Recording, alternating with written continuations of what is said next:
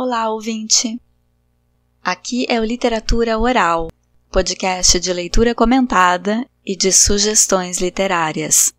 Eu sou Sabrina Siqueira. Como é que vocês estão? No último episódio, li o conto A Noiva, uma tradução minha de The Bride, conto de 1953, da autora irlandesa Maeve Brennan. Hoje quero comentar o poema Ismália, de Alfonso de Guimarães. Vamos começar revisando um pouco sobre o autor e sobre o período literário em que o poema está inserido, o simbolismo. E antes de começar, aquele pedido de sempre para que tu te inscreva no canal. Se já é inscrito, curte e comenta o episódio. Isso não custa nada e me ajuda muito. Alfonso de Guimarães é o pseudônimo do poeta mineiro Afonso Henriques da Costa Guimarães, que viveu entre 1870 e 1921. Bom, o Afonso Henriques mudou, o nome dele, passou a usar esse pseudônimo, escrito Alfonsos com PH e Guimarães terminando em AENS, sem o tio. Essa mudança que ele fez no nome é uma latinização, para combinar com os hinos católicos que ele gostava e para dar um ar místico ao seu nome de escritor. Ele escreveu dentro da estética do simbolismo. Quando ele tinha 17 anos, morreu uma prima que ele considerava como noiva, e ele ficou muito abalado. Alfredo Bozzi, em História Concisa da Literatura Brasileira, disse de Alfonso Guimarães que foi poeta de uma temática só, a morte da amada. Porque mesmo quando escrevia sobre natureza ou outros temas, a inspiração e outras esferas do seu universo semântico orbitavam em torno da morte da mulher amada. E o que foi o simbolismo? Foi um movimento literário que mais ou menos coincidiu com o naturalismo e com o parnasianismo, sendo que o simbolismo foi a corrente mística, subjetiva, com poesia carregada de musicalidade, figuras de linguagem, temáticas que remetem ao universo onírico. O simbolismo brasileiro foi inspirado no simbolismo francês, e o simbolismo francês teve como precursora a obra As Flores do Mal, de Charles Baudelaire, publicada em 1857.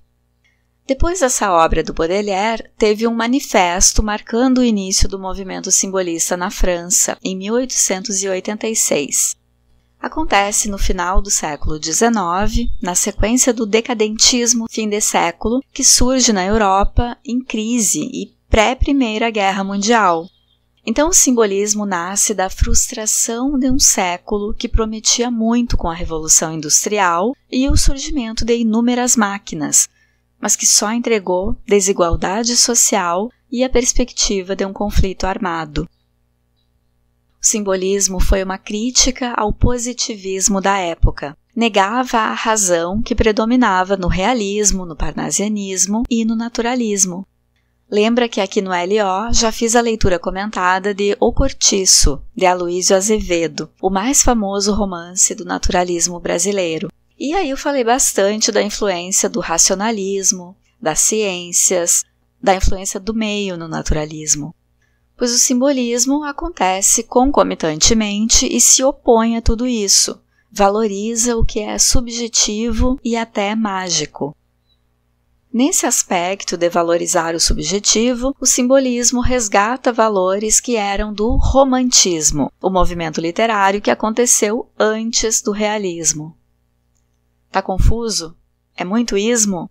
Não tá nada. Foca no simbolismo, que o nome já diz tudo. É o movimento literário dos símbolos. Logo, não é racional, é subjetivo. E na parte de retomar o romantismo, dá para dizer que tem mais a ver até com a segunda geração do romantismo, a geração ultrarromântica, que é a fase da depressão, do mal do século. O simbolismo também tem isso, tem uma atmosfera meio borocochô. O simbolista é, antes de tudo, um borocochô místico. Conhece essa palavra ou eu tô me entregando aqui na idade? É meio bad. No Brasil, o simbolismo inicia com a publicação de duas obras do escritor catarinense Cruz e Souza, em 1893. Missais é um livro de prosas líricas e broquéis é em versos. Uma das figuras de linguagem mais usadas no simbolismo é a sinestesia, que mistura as habilidades dos 5 sentidos. Ismalha é um poema de 1923 e está no livro Pastoral aos Crentes de Amor e da Morte. Esse livro foi publicado póstumamente, 2 anos depois da morte do autor, e traz no título palavras que fazem parte das temáticas abordadas na corrente literária do simbolismo. Pastoral e crentes remete à religiosidade, e religiosidade, por sua vez, pode remeter a misticismo, etéreo, vago, que eram temas e palavras comuns nas obras do simbolismo. Tem ainda as palavras amor e morte, que são temas frequentes, tanto para o autor, Alfonso de Guimarães, como para o movimento simbolista. O poema Ismalha tem sonoridade ou musicalidade, outra característica do período. São vários os símbolos em Ismalha: a lua, o mar, o reflexo, ou duplo, a torre, o anjo, a noite, a morte. A lua exerce poder de atração sobre as marés. Tem ligação com o feminino pelas fases, pelos ciclos mensais que as mulheres também passam.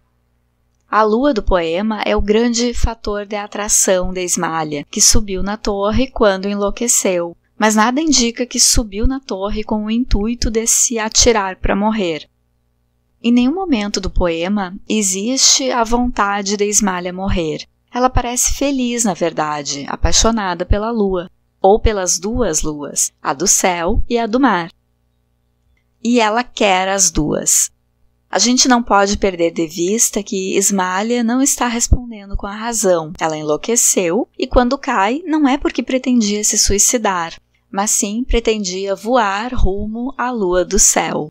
Porque Ismalha está agindo no plano da imaginação, no qual voar e tocar a lua é uma possibilidade.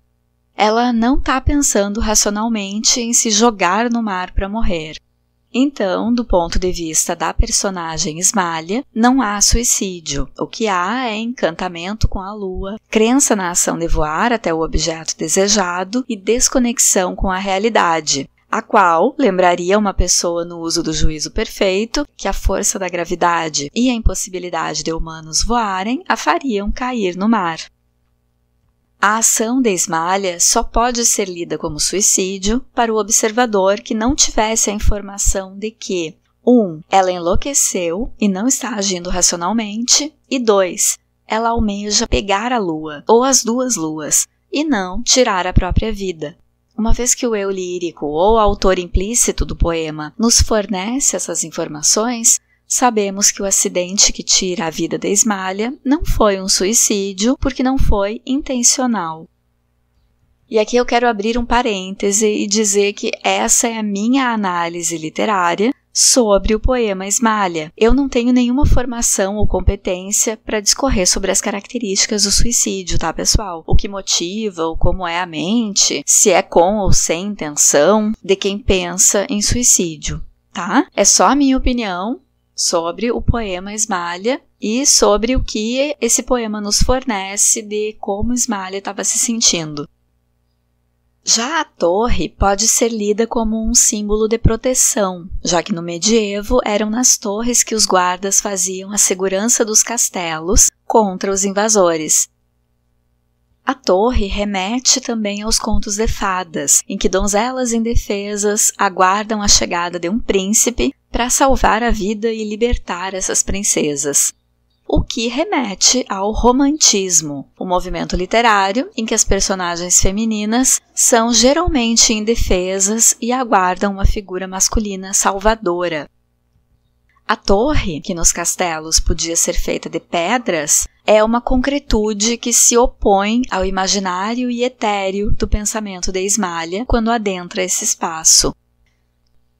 Quem sobe ao topo da torre fica longe do solo, com os pés distantes do que é palpável, do chão confiável, ficando mais perto do que é misterioso, como o céu. e, portanto, mais suscetível à loucura e ao devaneio, como aconteceu com Ismália. Esse poema pode ser lido sob diferentes enfoques, como a musicalidade, as antíteses, o misticismo. Todos esses enfoques eram presentes na corrente simbolista. Ismália é considerado o ápice do movimento simbolista brasileiro. É possível traçar um paralelo entre Ismália e a personagem Ofélia, da peça Hamlet, de Shakespeare. As duas enlouquecem e se suicidam na água. Nessa peça, o protagonista, Hamlet, diz que, abre aspas, há mais coisas entre o céu e a terra do que sonha nossa vã filosofia, fecha aspas. Céu e terra formam um binômio presente no poema Ismália também. Em 2006, Odilon Moraes publica o livro objeto Ismália. Nessa obra pós-moderna de Moraes, o poema encontra a imagem e uma forma diferente de se apresentar ao público, não na forma convencional descrita na página, mas fragmentado em um livro-objeto feito de dobraduras, que revelam versos e imagens na proporção em que o leitor dobra, desdobra, manuseia. Moraes apresenta as ilustrações para o poema de Guimarães no formato sanfonado ou concertina, que é um livro animado, em que o leitor pode interagir com a materialidade do livro. Esse projeto gráfico ajuda na ampliação dos sentidos propostos pelo poema. Uma outra intertextualidade com o poema é a canção Ismália, de 2019, do Emicida. A música está no álbum Amarelo e tem participação de Larissa Luz e Fernanda Montenegro recitando o poema de Alfonso de Guimarães. Agora eu deixo vocês com a leitura de Ismália. Fiquem bem, se cuidem e até o próximo episódio do Literatura Oral.